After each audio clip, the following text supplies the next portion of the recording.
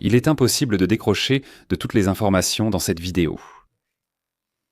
Le deuxième sujet, en fait, il n'y a que 3 sujets, et en plus la cerise sur le gâteau. Le deuxième sujet est tout simplement incroyable, et la cerise sur le gâteau l'est tout autant. La suite.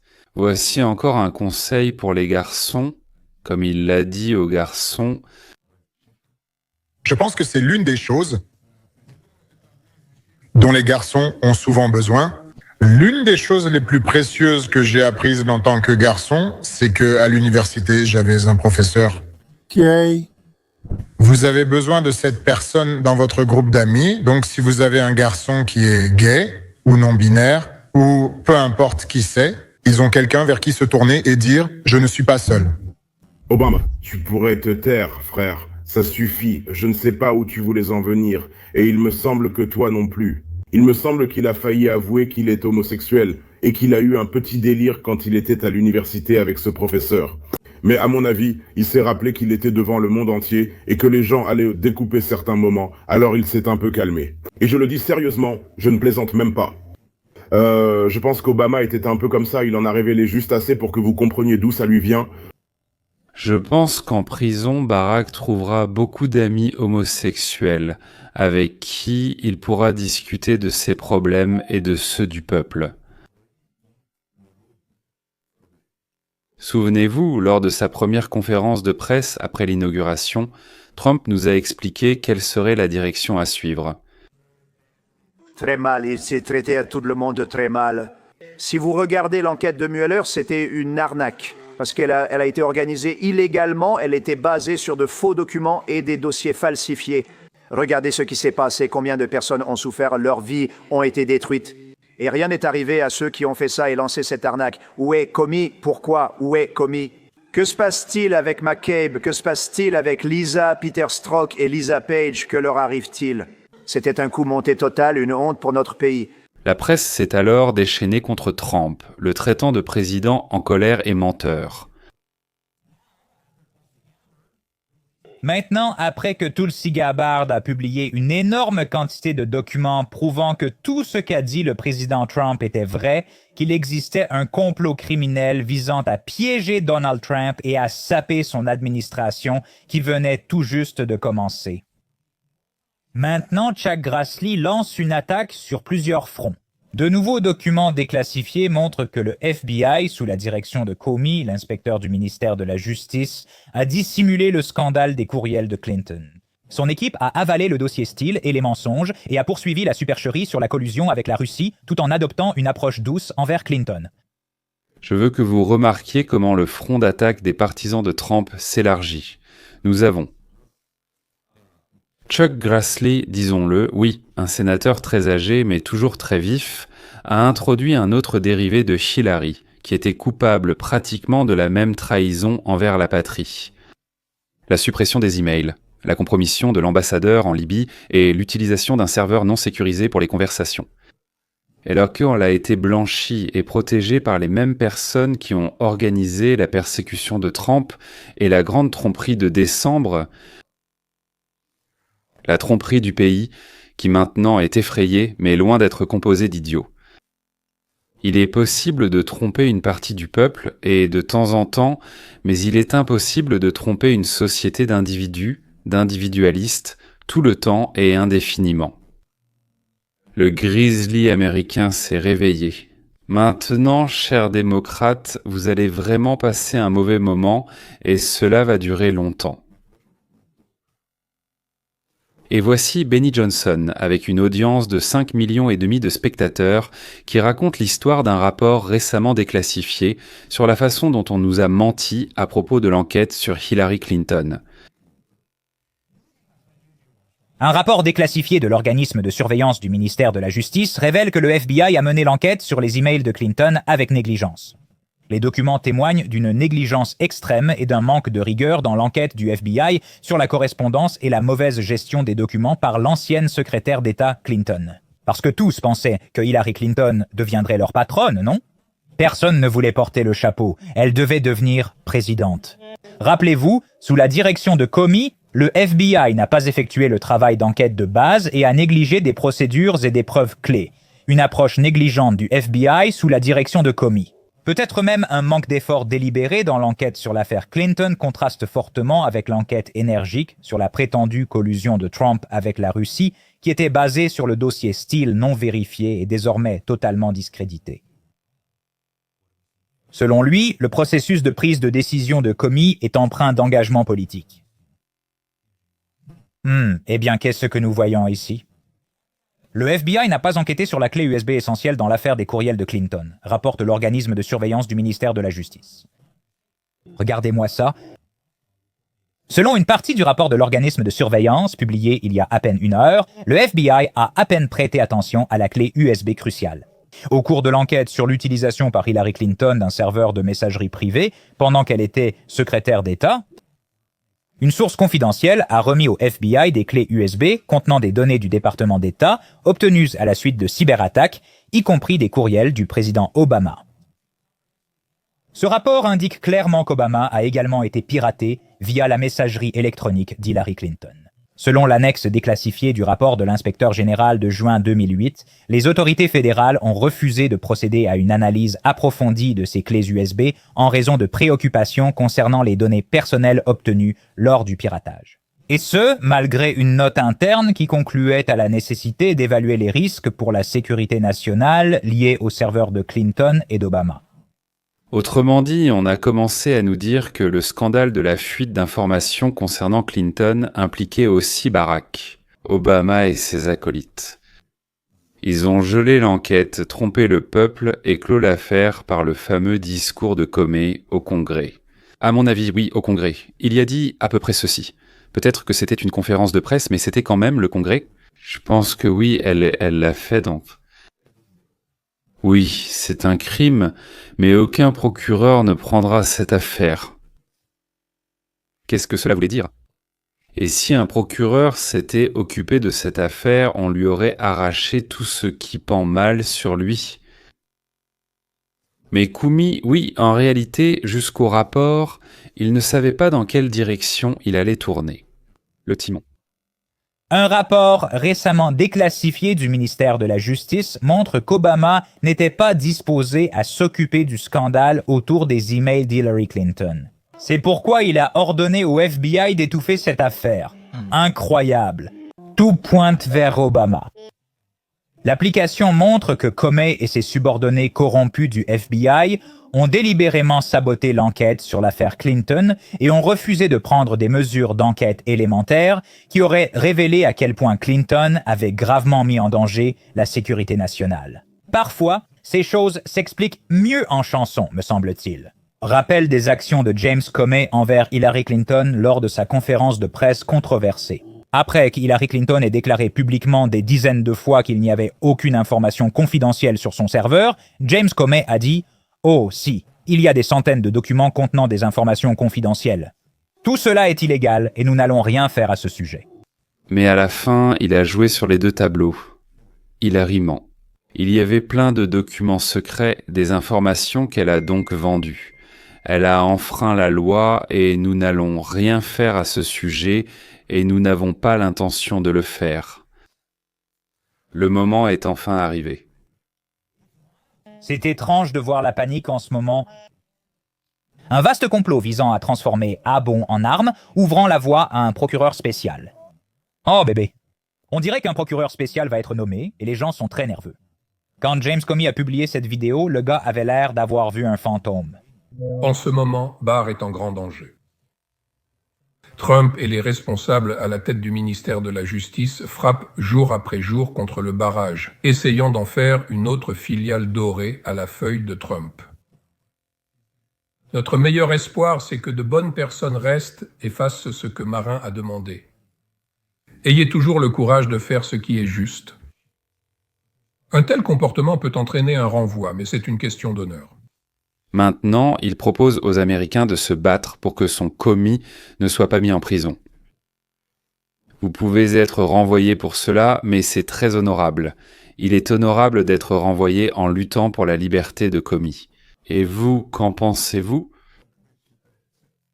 Et rien d'autre que la honte pour ceux qui ne se lèvent pas pour défendre. Sous Trump, il y a eu des semaines éprouvantes, comme celle-ci pour ma famille. Mais il y a encore beaucoup de bonnes personnes au sein du département qui sont dévouées à faire ce qui est juste, dévouées à la primauté du droit. Pour eux, grâce à eux, ne perdez pas la foi. D'abord, tu as un opérateur de Daesh ici ou quoi? Une vidéo d'otage? Qu'est-ce que c'est que ça? Et deuxièmement, tu continues à lancer des accusations en appelant les agents fédéraux à se soulever à nouveau contre Donald Trump, le gouvernement à s'insurger contre Donald. Tu sais quoi? C'est une stratégie risquée, Cotton. Voyons si ça va lui réussir. J'aime cette approche multifront, multiniveau pour attaquer, quand il est frappé de tous les côtés. Ils sont clairement effrayés et inquiets. Ils restent silencieux, n'apparaissent pas sur les réseaux sociaux ni à la télévision d'entreprise. Normalement, ils rêvent déjà, mais là, pas un son. C'est aussi la stratégie de Trump. Attaquer sur tous les fronts, de tous les côtés, pour qu'il ne sache non pas de quoi se protéger ni où se cacher. Et voilà que Hunter est apparu. Vous vous souvenez de lui? Et je pense que Biden est vraiment concerné. En reniflant.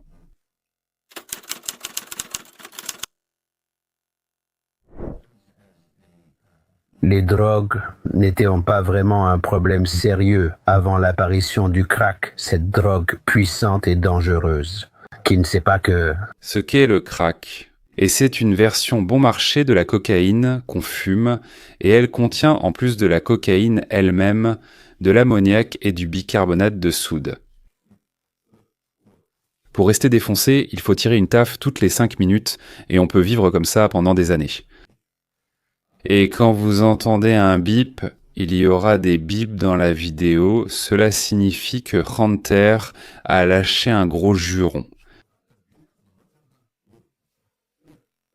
En russe, nous n'allons pas mettre de bip, mais écoutez bien. Hunter Biden entre dans une rage folle, s'en prenant au Parti démocrate de George Clooney et à tous ceux qui ont contribué à faire échouer l'élection de son père. Ou la chance aux élections, parce qu'ils l'ont évincé à l'avance. Et lui, Hunter Biden, nomme un par un ceux qui ont évincé son père de la course. D'accord, voilà. Hunter Biden attaque furieusement le Parti démocrate. Son opinion, mais la sienne, et celle de tous ceux qui l'entourent? Je ne suis pas obligé d'être poli. Tout d'abord, je suis d'accord avec Quentin Tarantino. Bon sang, George Clooney n'est pas un putain d'acteur. Il est putain comme je ne sais pas qui il est. Il est une marque. Et d'ailleurs, oui, que Dieu le bénisse. Vous savez, on dit qu'il traite très bien ses amis. Vous voyez ce que je veux dire? Il leur achète des trucs. Et il a une super maison au lac de Com et il est en bon terme avec Barack Obama. Va te faire voir. Quel rapport as-tu avec quoi que ce soit? Pourquoi devrais-je t'écouter? De quel droit tu piétines une personne qui a consacré 52 ans de sa vie au service de ce pays?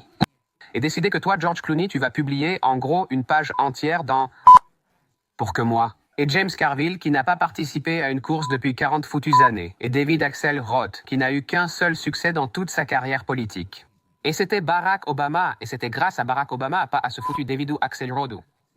Et David Plouffe, et tous ces gars-là, et les gars de PodSafe America, qui étaient de foutus jeunes rédacteurs de discours. Vous savez, dans l'équipe sénatoriale de Barack Obama, qui ont profité de leur relation avec lui pendant des années pour gagner des millions de dollars. Ils viennent d'un monde qui a gagné 40 à 50 millions de dollars grâce au Parti démocrate. Ils vont tous imposer leur opinion à un homme qui, mieux que quiconque, a réussi à être élu au Sénat des États-Unis plus de 7 fois. Comment faire adopter plus de lois que n'importe quel président dans l'histoire? Clooney met, Obama met. Les assistants d'Obama, Matt Triple. Le père de Hunter est en or et en platine, contrairement à ce que tout le monde pense, sauf Hunter lui-même. Alors, comment trouvez-vous cette tempête dans le marais? Dans l'écurie, voici Gim. Et que pense Hunter des médias libéraux? Quel est le public de Jake Tapper? Ont-ils pris ma mère en otage ou quoi? Honnêtement, je ne pense même pas que ce soit ta mère. En regardant les chiffres, quelle influence Jake Tapper a-t-il sur quoi que ce soit? Il a la plus petite audience des chaînes d'information câblées. De plus, je crois que son livre maintenant disponible sur Amazon a fait chuter ses audiences après sa publication. Ils ont fait 2 semaines de marketing d'information pour ça. C'était juste une arnaque, un manque total de respect envers ses collaborateurs. Quel imbécile. Laissez Hunter Biden cuisiner. Mesdames et messieurs, vous vous souvenez bien sûr des débats qui ont conduit à ce que Joe Biden soit expulsé par toutes les personnes mentionnées, où Joe Biden est monté sur scène et avait l'air d'être sous l'emprise de drogue. Eh bien, j'étais en train de m'assurer que nous pouvions rendre chaque personne apte à ce que j'ai pu faire avec le Covid, avec ce que nous avons dû faire avec. Écoute, si nous finissons par réussir avec Medicare, nous essayons de trouver un logement pour les Afro-Américains. L'impact sur eux. Vous vous en souvenez? Évidemment, c'est gravé dans ma mémoire. C'était l'une des soirées les plus drôles. Mesdames et messieurs, Hunter Biden a révélé que c'était parce que Joe Biden n'était pas lui-même, mais que Joe Biden était sous l'emprise de drogue.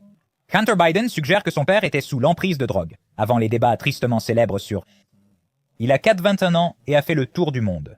Fatigué, on lui a donné de l'Ambien. » Eh bien, écoutons donc.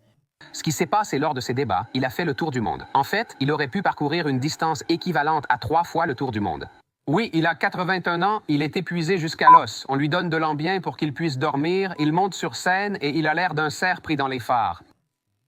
C'est-à-dire qu'avant les débats et d'autres réunions et événements importants, Joe était dopé aux médicaments. Mais après l'Ambien, je crois que c'est comme ça que ça s'appelait. Le matin, il est confus, déprimé, il perd la mémoire et ne comprend pas où il se trouve.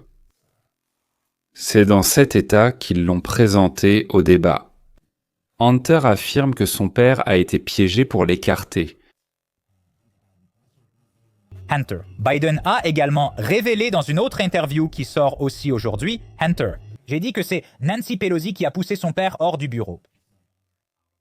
Bien joué, Nancy.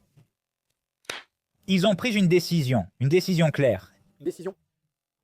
Quand je dis « ils », je parle de la présidente Nancy Pelosi.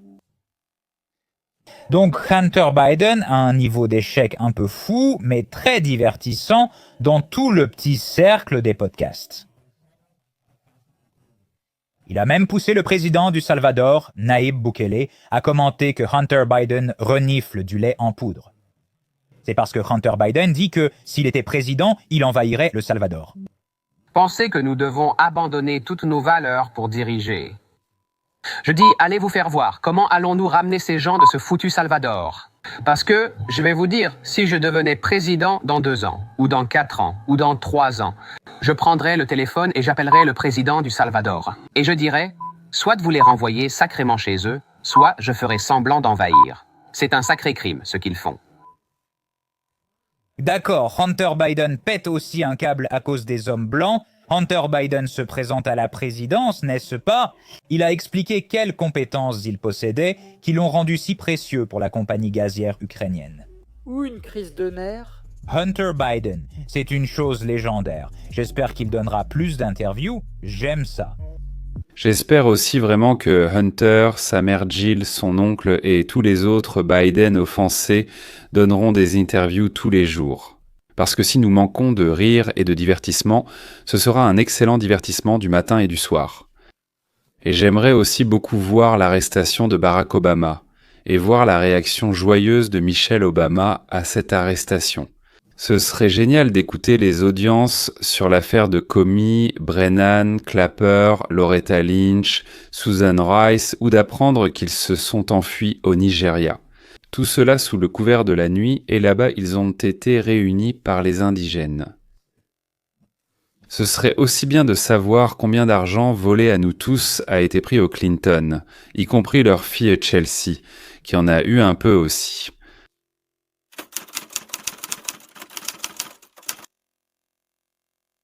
Si vous pensez que l'attaque s'arrête là, c'est que vous ne connaissez pas Trump. Dans un autre secteur de l'État profond, les attaques ont commencé. Christine Homme, ex-gouverneure du Dakota, est désormais quasiment notre ministre de l'Intérieur. Et puis Tom Homan, qui est séné pour occuper le poste de principal balai des États-Unis d'Amérique. Le secrétaire Rodney et le sanctuaire l'ont tous dit. Le ministre et Rodney ont qualifié la ville sanctuaire de refuge pour les criminels. Arrêt brutal. Arrêt brutal, tu as compris? Donc, vous avez entendu Tom Homan, vous entendrez Christine Noem. D'ailleurs, si j'étais le maire de Chicago, de Los Angeles ou de Boston, j'écouterais cela très attentivement en ce moment. En attendant, Adam Schiff, il est maintenant, pour ainsi dire, dans la maison de Schiff. Mon Dieu, qu'est-ce qu'ils ont tous avec leurs hypothèques. En essayant d'économiser quelques pourcents ici et là, vous prétendez que le Maryland est votre résidence principale et non la Californie. Mais est-ce que j'ai vraiment besoin de dire prétendument? Voilà ce que je vais dire. J'ai vu les documents. Donald Trump a publié ça sur les réseaux sociaux et Adam Schiff est en panique parce que c'est sérieux. Pour ça, on risque vraiment jusqu'à 30 ans de prison. Le coup vise les maires des villes qui cachent des criminels clandestins pour les protéger de l'expulsion, ainsi que le procureur de New York. Vous vous souvenez de cette belle jeune femme qui falsifiait des témoignages concernant le sénateur Adam Schiff, à qui on avait autrefois attribué le titre de principal menteur du Congrès. Ils sont tous attaqués en même temps, de sorte que chacun doive se défendre lui-même. Mais revenons à la falsification et au soi-disant lien russe dans la victoire de Trump en 2016. Tout a commencé par une réunion en décembre dans le bureau du président Obama, où toutes les figures clés se sont réunies avec leurs succès, leurs échecs et leurs erreurs. Toute cette grande équipe de personnages, tout le monde était là, prêt, désireux et capable d'exaucer sa demande. Et le résultat final, c'était ce non-sens et ces bavardages, une tromperie envers le peuple américain. En réalité, Trump n'a pas gagné les élections en 2016. Il a perdu les élections et il a été placé au pouvoir parce que les Russes sont intervenus. Trump sait qu'il est un président illégitime. Bien qu'élu légalement, le président n'est pas légitime. Je ne considère pas ce président élu comme un président légitime. Vous avez dit que vous pensiez que l'ingérence de la Russie avait changé le résultat des élections? Oui, je le pense. Nous avons un président qui, si cela était vraiment prouvé, a été soutenu par les Russes et qui peut-être n'est en réalité pas un président légitime. La seule chose dont Donald Trump a peur quand il s'agit de sa présidence, c'est qu'au final, on découvre à quel point sa victoire était en réalité illégitime. J'ai une objection. Je m'oppose aux 15 voix de l'État de Caroline du Nord. Je m'y oppose parce que les gens sont horrifiés. C'est un président illégitime. Vous pensez que Donald Trump est un président illégitime? Je pense qu'il ne fait aucun doute que l'ingérence de la Russie a influencé le résultat de cette élection. Il y a une ombre d'illégitimité qui plane sur cela, remettant en question la légitimité. Donc c'était une élection très entachée, et en ce sens, elle est illégitime. D'accord, je devais vous montrer cela, parce que je pense qu'il faut que je vous ramène dans le passé pour que nous comprenions à quel point c'est grave. Et comment ils ont promu ces thèses comme si c'était la vérité absolue, alors que tout cela était faux et avait été inventé par les proches d'Obama. Et voici ce que Tulsi a découvert. Je veux qu'elle le dise avec ses propres mots. J'ai relu ce rapport et nous allons l'analyser ensemble aujourd'hui. Mais je pense qu'il est important que vous écoutiez d'abord Tulsi Gabbard, qui appelle à l'arrestation d'Obama. La voici dans l'émission spéciale de Hannity, diffusée ce week-end. C'est important pour chacun de nous en tant qu'Américains. Ce n'est pas une question d'appartenance à un parti politique. Cela concerne l'intégrité et la force de notre République démocratique. Et dans ces plus de 100 documents que vous avez mentionnés, que j'ai déclassifiés et publiés, tout est expliqué en détail. Que se passe-t-il lorsque certaines des personnes les plus influentes de notre pays, notamment le président Obama et sa haute direction de la sécurité nationale, sont impliquées? James Comey, John Brennan, James Comey, James Clapper, Susan Rice et d'autres prennent en fait une décision très délibérée de créer ce matériel de renseignement fabriqué et politisé dans le but de saper la volonté du peuple américain. Nous l'avons déjà entendu, mais je voulais le répéter pour que cela s'imprègne dans la conscience de chacun d'entre nous. Notre gouvernement, l'administration de Barack Obama, s'est opposé à nous. Ils ont agi contre nos intérêts, contre notre volonté, contre notre choix. Donald Trump soutient la victoire historique contre Hillary Clinton en novembre 2016. Même dans les jours qui ont suivi ces élections, la communauté du renseignement a continué à maintenir son évaluation cohérente qui reflétait la même chose que pendant les mois précédant les élections. Soudain, dans les premiers jours de décembre, un rapport quotidien du président a été préparé. Ce rapport a été élaboré par différentes divisions de la communauté du renseignement qui maintenaient la même évaluation. En fait, la Russie n'a pas tenté de pirater les élections. Ce rapport quotidien du président. Ce document a été retiré quelques heures avant qu'il ne soit censé être publié pour le président le lendemain matin. Ce document n'a jamais été publié jusqu'à ce que nous le rendions public hier. Le lendemain, le président Obama convoque une réunion de son Conseil de sécurité nationale, de ses plus hauts responsables, pour discuter de ce qu'ils appelaient un sujet délicat. Et les résultats de cette réunion que nous avons publiés hier, dans ces plus de 100 documents, il est expliqué en détail comment le président Obama et son équipe, sur ses instructions, ont créé des renseignements fabriqués de toutes pièces qui ne reflétaient pas la réalité. La Russie a-t-elle tenté d'influencer le résultat des élections aux États-Unis que le président Trump a remporté en novembre, en 2016? Et la façon dont elle l'a fait, c'est une falsification, c'est une tromperie et une véritable trahison de la patrie, une trahison de la part d'Obama qui ne l'aimait pas, ce n'est pas sa patrie. Mais Schiff et Laetitia aiment beaucoup la patrie. Parce que cette patrie leur permettait de la piller et de bien vivre à nos dépens.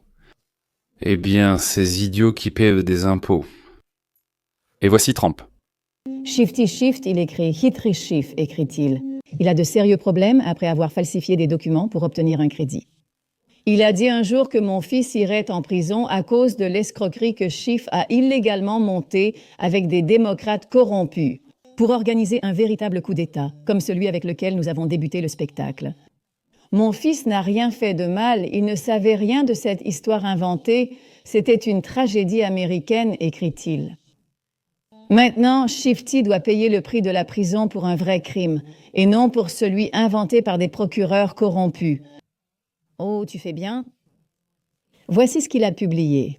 Cela fait suite à ce qu'il a également publié ce week-end, à savoir qu'il a toujours soupçonné qu'il s'agissait d'un escroc. Et maintenant, il a appris que le département des crimes financiers de Fannie Mae a conclu qu'Adam Schiff participait à un système durable de possibles fraudes hypothécaires. Adam Schiff a déclaré que sa résidence principale était dans le Maryland, dans le but d'obtenir un prêt hypothécaire moins cher et de tromper l'Amérique. Bien qu'il soit membre du Congrès pour la Californie, il devrait y vivre. J'ai toujours su qu'Adam Schiff était un escroc. Il a commencé son escroquerie en refinançant son prêt hypothécaire auprès de la Autorité des services et marchés financiers. Et cela a continué pendant plusieurs mois de février. Et ça, c'est encore autre chose, les gars, parce que je veux vous montrer une autre preuve que Donald Trump a présentée. Et c'est grave, c'est tellement grave que je vous le dis, Shifty Schiff commence à s'inquiéter. Attendez de voir sa réaction, ça n'a même pas de sens. On dirait qu'il essaie tellement clairement de se couvrir. Vous savez quoi? Ces braves gars du Parti démocrate ont menti et triché dans leur vie politique, tout comme ils ont menti et triché dans leur vie personnelle. Peu importe si la fraude est grande ou petite, ce qui compte, c'est que la personne se l'est permise. Mesdames et messieurs, nous sommes arrivés à la cerise sur le gâteau.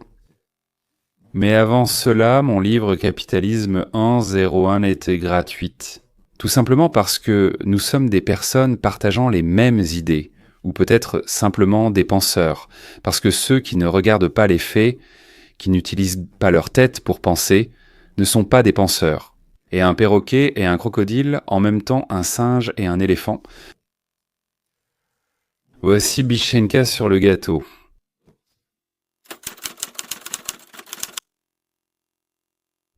Et voici la réponse. Pourquoi les citoyens respectueux de la loi ont-ils besoin d'armes? Vous allez maintenant voir comment 5 voitures se sont arrêtées près d'une bijouterie. Environ 20 braqueurs masqués, portant des sacs à la main, sont sortis des voitures et ont commencé à briser les vitrines. Mais quelque chose d'absolument inattendu s'est produit pour eux. Un coup de feu de pistolet a retenti depuis le magasin. Et ils se sont volatilisés en un instant. Regardez par vous-même.